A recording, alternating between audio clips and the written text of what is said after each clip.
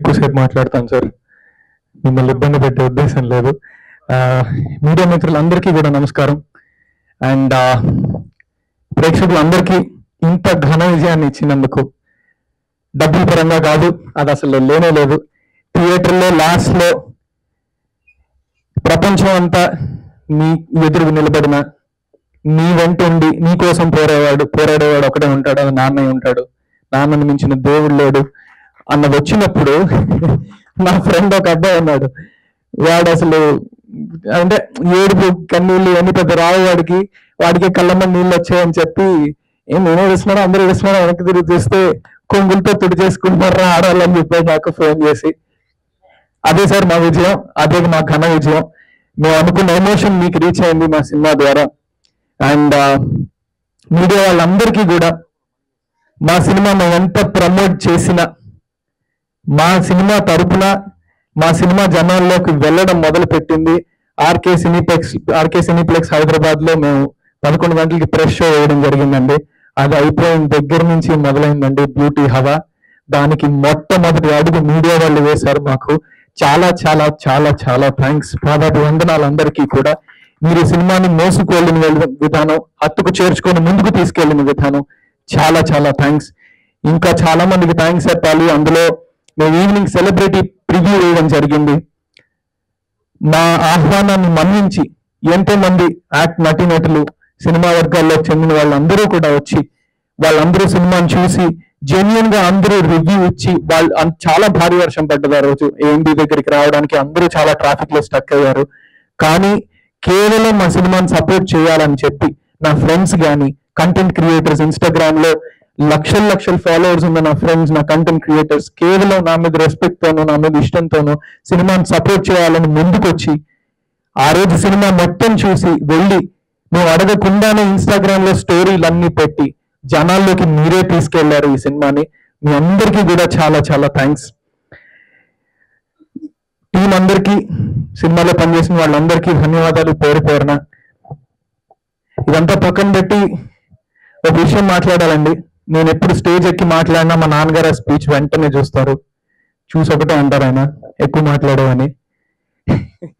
మా నాన్నకి నాకు నేర్పించిన విధానం కానీ నేను అదే నమ్మేవాడిని. నీ పని చేయి చాలు, నీ పని చేసి స్టేజ్ ఎక్కి నీ పని చూడమని రిక్వెస్ట్ చేసి స్టేజ్ దిగిపోయి నీ పనే మాట్లాడాలని. అలాగే ఇన్ని రోజులు నేను అలాగే చేసుకుంటూ వచ్చానండి. అండ్ ఈ మధ్య నాకు తెలుస్తున్న విషయం ఏంటంటే, నీ పని ఒక్కటే మాట్లాడితే సరిపోదు, నువ్వు కూడా మాట్లాడాలి. నీ పని నువ్వు సిన్సియర్గా చేస్తూ నిన్ను జెన్యున్ గా ఎక్స్ప్రెస్ చేసుకోకపోతే నీ గురించి చెప్పేవాళ్ళు కానీ ఉండరు అన్నది. నాన్న, ప్రపంచం మారింది నాన్న, మన కోసం మనం ఖచ్చితంగా నిలబడాలి. ఇప్పుడున్న కంటెంట్ డిజిటలైజేషన్ వల్ల ఉంటున్న బోల్డ్ కంటెంట్ లో మనం కనబడాలన్నా, మన పని కనబడాలన్నా, మన గురించి మనం మాట్లాడుకోవాలి అని నాకు ఎప్పుడూ అనిపించేది ఒకటి. సినిమాల్లో మనం చూస్తూ ఉంటాం, హీరోయిన్ ఎప్పుడో విడిపోయిన తర్వాత హీరోయిన్ అక్కడ కూర్చొని రూమ్ లో ఏడుస్తూ ఉంటుంది. ఆ విషయం ఆడియన్స్ అందరికీ తెలుసు, ఎందుకంటే డైరెక్టర్ చూపిస్తున్నాడు కాబట్టి. మేము ఎన్ని రోజులు ఏడ్చామో ఇంకా మేమే చెప్పుకోవాలి. నేను అనుకునేవాడిని బాధపడిన క్షణాల్లో, నీ అవమానాలు వాటెవర్ ఇవన్నీ పార్ట్ ఆఫ్ ది గేమ్, అవన్నీ పెద్ద పట్టించుకోకూడదు, అదంతా కూడా స్ట్రెంగ్త్ గా చేసుకొని పనిలోనే పెట్టాలి అని.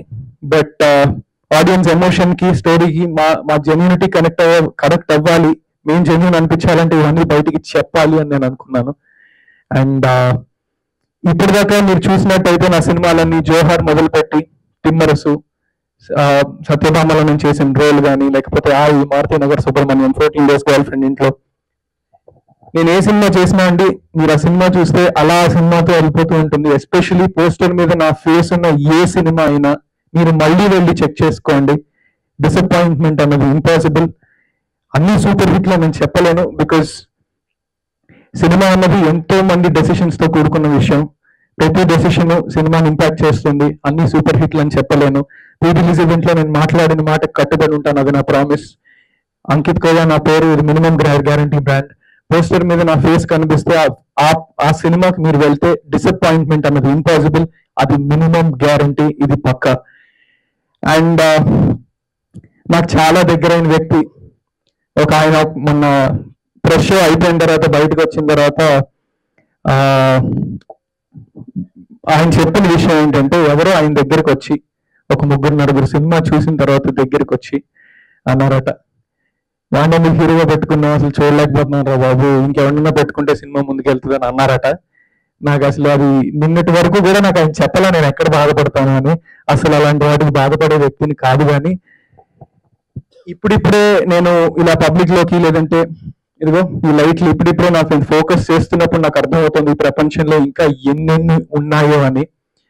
మొన్న ఈ సోషల్ మీడియాలో కమెంట్లు కానీ ఇవి కానీ నాకు ఒకటే అనిపించింది, వాళ్ళు ఎవరో వచ్చి చెప్పినప్పుడు ఆ విషయం నాకు అతను కమ్యూనికేట్ చేసినప్పుడు, ఇలా అన్నారా నీ గురించి నువ్వేం ఫీల్ అవ్వకంటే, ఫస్ట్ ఆఫ్ ఆల్ నేను ఫీల్ అవ్వట్లా. నేను అర్థం చేసుకోవడానికి ట్రై చేస్తున్న విషయం ఏంటంటే, వాళ్ళకి నేను నిజంగా నచ్చలేదా, లేక ఈ సినిమా ద్వారా నేను ఎదగడం నచ్చలేదా నాకు అర్థం కాలేదు. అసలు ఈ కాన్సెప్ట్లు ఇవన్నీ నాకు అర్థం కావు, వాళ్ళు ఎలా ఉంటారో. బట్ వాళ్ళందరికీ అండ్ సోషల్ మీడియాలో కూడా ఈ అంటే సోషల్ మీడియా ఎంత మంచిదో అండి అంత చెత్త పెరిగిపోయింది అండ్ ఆల్ దట్ మనకు తెలిసిందే అదంతా.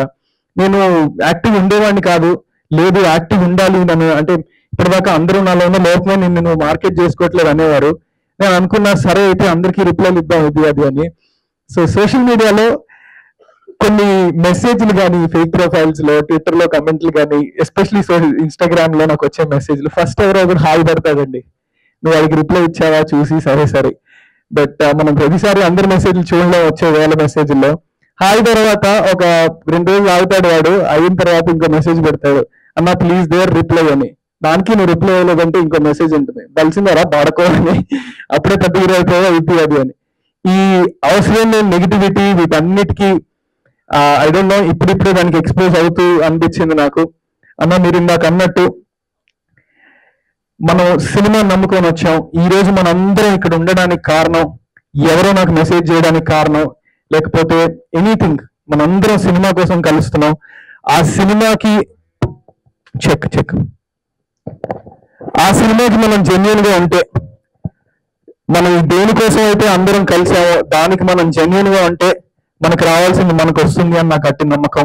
ఎంతమంది ఎన్ని రాళ్ళు విసిరినా మనం సినిమాకి కట్టుబడి ఉంటే ఆ రాళ్ళన్నీ ఉపయోగించుకొని మనం అనుకున్న ఇంటిని మనం కట్టుకోవచ్చు అని నేను నమ్ముతున్నాను. అండ్ ఇంకొకటి నాకు ఇప్పుడిప్పుడే అర్థమవుతుందండి, ఈ రోజు నేను ఈ స్టేజ్ మీద మాట్లాడే కొన్ని మాటలు నేను ఇంకెప్పటికీ మాట్లాడను కూడా. బట్ ఇలాంటి విషయాల్లో నా స్టాండ్ ఏంటి అన్నది జనాలకి నేను కమ్యూనికేట్ చేసుకునే బాధ్యత నాకుంది. ఏ కోణంలో నన్ను చూడాలి అన్నది కూడా మీ అందరికీ నేను కమ్యూనికేట్ చేద్దామని అనుకుంటున్నాను. 12వ తరగతి వరకు కూడా నా కాస్ట్ ఏంటో, నా కులం ఏంటో నాకు తెలియదండి. అమ్మ నాన్న అలా పెంచారు, అమ్మ నాన్న ఇద్దరు లవ్ మ్యారేజ్. అండ్ ఇన్స్టాలో కొన్ని కమెంట్లు కానీ ఊరికే హేట్రేట్ ఎందుకు వస్తుందో నాకు తెలియదు. బట్ ఈ విషయంలో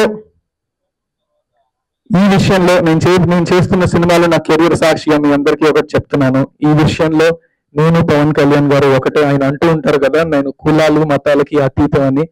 నాది అదే అండి, నేను మానవ జాతికి చెందిన వాడిని. అండ్ నా ఇన్స్టా బయోలో కూడా ఉంటుంది, నాకు చాలా ఇష్టమైన పాట ఇది, సంకర జాతి నాది కంచె లేని దేశం నాది అని. నేను ఇక్కడికి వచ్చిన సినిమాలు చేయడానికి వచ్చాను, అండ్ సినిమాలు మాత్రమే నా పని, అది చేసుకుంటూనే వెళ్తూ ఉంటాను. అండ్ ఆడియన్స్ అందరికీ కూడా నేను రిక్వెస్ట్ చేసేది ఒకటే, నా సినిమా కనుక మీకు నచ్చినట్టయితే అది మాత్రమే మాట్లాడండి, అండ్ దేనికి నన్ను పరిమితం చేయొద్దని రిక్వెస్ట్ చేసుకుంటూ ఉంటా. అండ్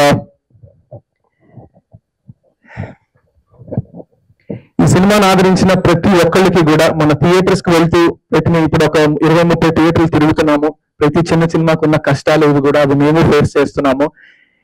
థియేటర్ 70-80% నిండిపోతుంది. వాళ్ళందరి దగ్గరికి వెళ్తున్నప్పుడు కూడా వాళ్ళు రెస్పాండ్ అయ్యే విధానానికి, వాళ్ళు కొట్టే చప్పట్లకి చాలా ఆనందం వేస్తుంది. బట్ ఇంకా సినిమా థియేటర్లో జనాల్లోకి వెళ్ళాలని మేము గట్టిగా కోరుకుంటున్నాం. దానికి మీరు అందరూ చేయాల్సింది, సినిమా మీకు నచ్చినట్టయితే ఖచ్చితంగా అది నలుగురికి చెప్పండి, అదే మా request. And thank you so much. ఇది ఇంకా ఘన విజయం సాధించాలి అని, ఈ దసరా అంతా కూడా ఎంతో మంది ఈ సినిమాని చూడాలని నేను కోరుకుంటూ, అందరికీ స్టేజ్ మీద ఉన్న వాళ్ళందరికీ, నా టీం మెంబర్స్ అందరికీ కూడా చాలా చాలా థ్యాంక్స్ చెప్తూ, థ్యాంక్ యూ సో మచ్ అండి. నమస్కారం.